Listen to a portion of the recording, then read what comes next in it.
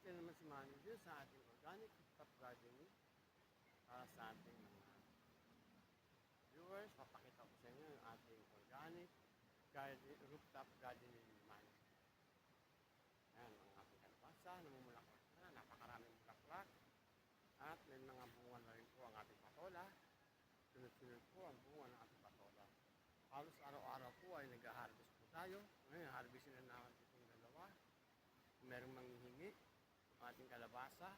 Ayan, mga bunga na. Papatola. Dito, may bunga pa rin ng kalabasa. Sunod-sunod. Ayan. Ang ating ubas, patuloy na namumunga. Napakarami kong bunga. Ayan, madilim-dilim pa po ngayon. Ayan.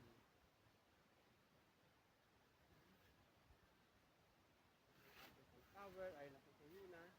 Muli na naman tayo magtatanim ng sunflower. Ating giant sunflower, ito.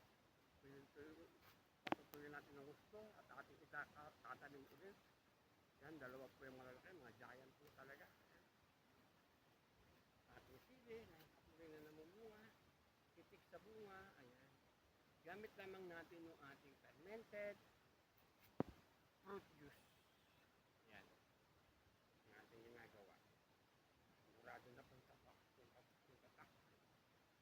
Ayan, kahit saan ka tumingin, mabunga ang patola. Ganun din ang ubas. Kung ating kalabasa, ayan, nagalakihan na. Dito, bumulaklak pa rin, ang dami. At ayan, kahit saan ka tumingin, bulaklak.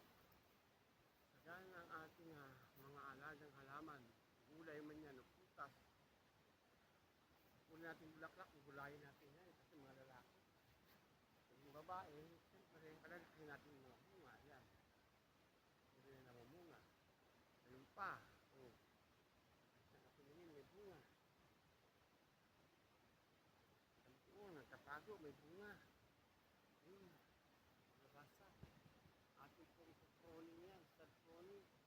Para matuloy-tuloy yung bunga. Sana ituloy din yung bubuyog. Ayan. So, ating tamis doon. Marami rin bunga yun. Ating upas. Tingin. Mabunga.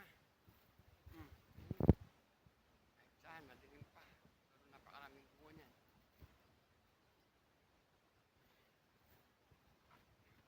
Tayo, ayan. Bunga na ng kalabasa. Pag mamunga ng ating kalabasa.